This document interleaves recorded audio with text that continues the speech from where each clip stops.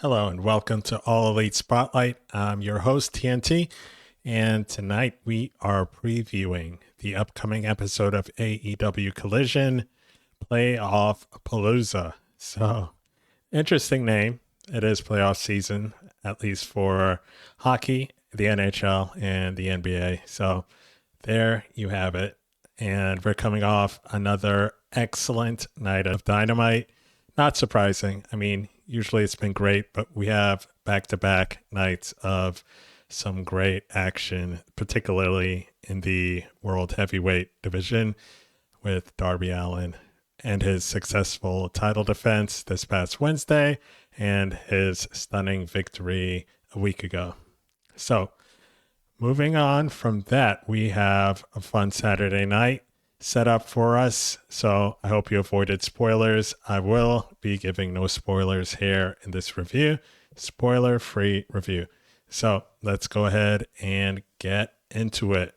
So we have a big trios match, and this is with Chris Jericho, who found two partners to aid him in his battle against the Demand.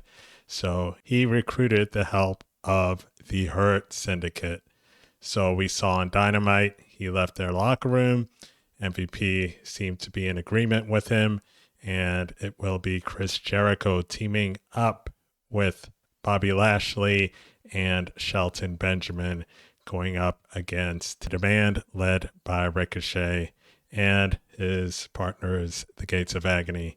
So this is going to be a strong matchup here. Of course, we know the Demand and Ricochet especially have a long history with the Hurt Syndicate, even going back as far as when they were known as the Hurt Business back in the Fed. So it's good. I'm glad that Jericho has them as partners. I know the whole Hurt Syndicate is looking for a new member. I do not in any way, shape, or form think that Jericho is going to be a member of the Hurt Syndicate. But it is a nice temporary alignment. It makes sense seeing, as like I mentioned, the Demand has history with the Hurt Syndicate. They've been to battle many times and have gotten over on the Hurt Syndicate on more than one occasion, particularly when MVP was in the ring with Bobby Lashley and Shelton. So we'll see how this one turns out. Is Jericho going to get some revenge from Dynasty, from his loss, from the beatings he's received at the hands of the Demand? I would think so. I don't know if this match will end in a clean finish, but if I had to pick a victor here, I would go with Jericho and the Hurt Syndicate. I mean, the Syndicate are trying to get back in the swing of things, and so is Jericho. So this is a perfect opportunity for them to pick up a victory here on Collision. Aside from that, we'll see where the story goes from there.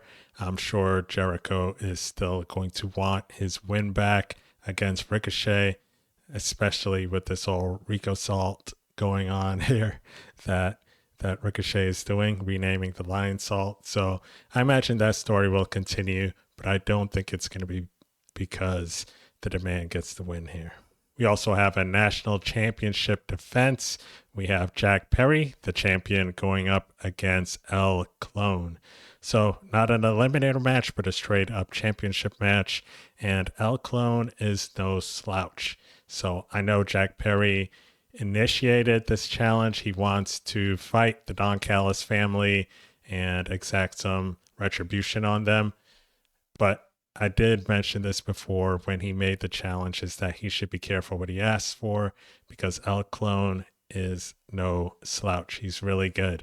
Now, do I expect Jack Perry to drop the national championship on a taped episode of Collision? No, I do not. But I expect a very good match. Should be match of the night, in all honesty, because these two are really good. And I'm sure, barring any weird, funky chemistry, I imagine they're going to put together a great match. So that would be my lock for match of the night. And I'm not going to make this too difficult. Should be a victory for Jack Perry. We also have FTR. Looks like they'll be responding to Adam Copeland's challenge for a tag team championship match at Double or Nothing. Not just any tag team championship match, but a New York street fight. So we'll see.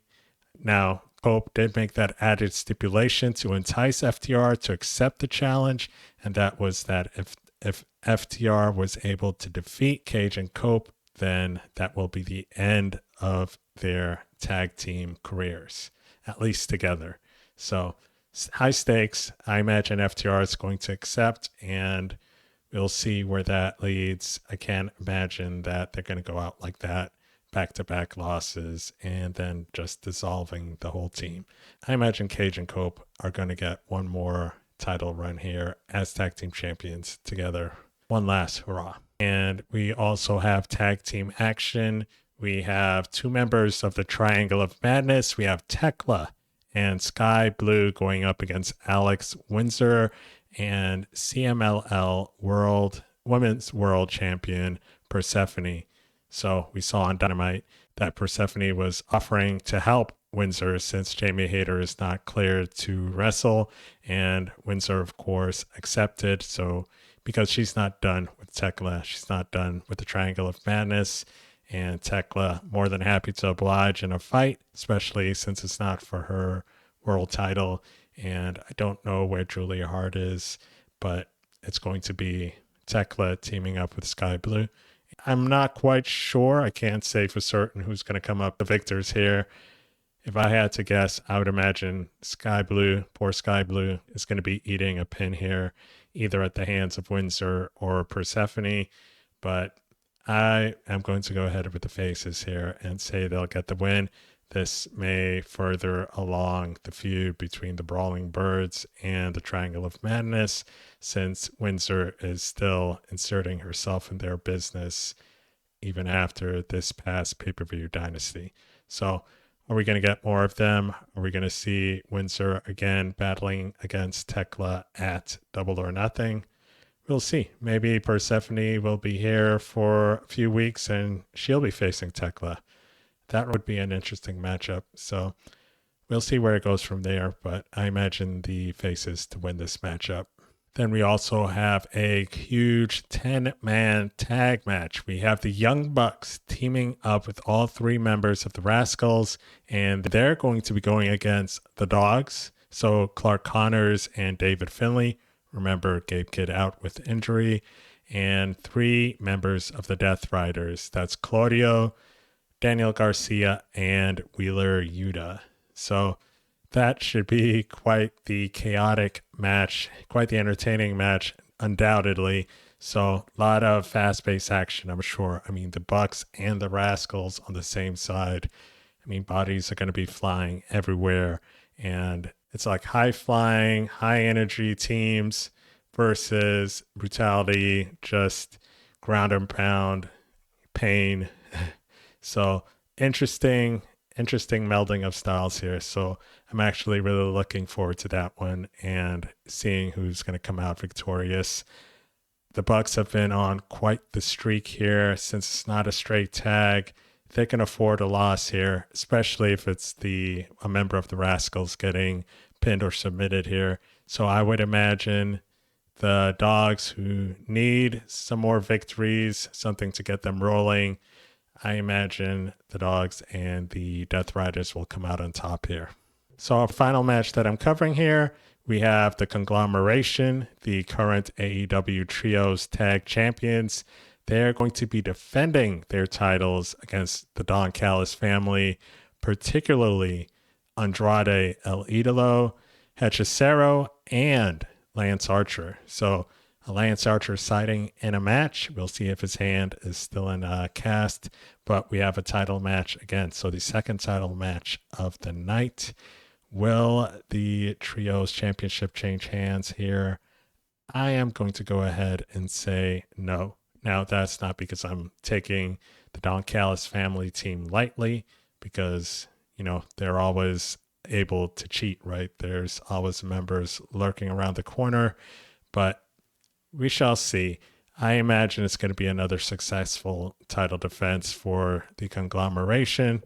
They're a fun team. They've just had it. They've just won it. So I don't see that reign getting cut short anytime soon. even with such a strong opposing opponent as Andrade on the opposite side. I mean, there's still Lance Archer, who really hasn't done much in AEW as of late. And then there's Hechicero, who is CMLL World Heavyweight Champion. But I don't see that being enough to sway my thoughts or anyone else's, really, saying that the Conglomeration is going to go down and lose the titles. So a victory here for the champions, and they'll be moving along to whatever they'll be doing at Double or Nothing. Whether that will still be the Don Callis family switching back to the Dogs, which I don't think, since there are only 2 members. But we'll see. We'll see. But it looks like what we have ahead of us for Saturday is another fun night of professional wrestling. So I hope you all enjoy it. I know I will. Thank you for watching this video. Thank you for subscribing, those of you who have subscribed.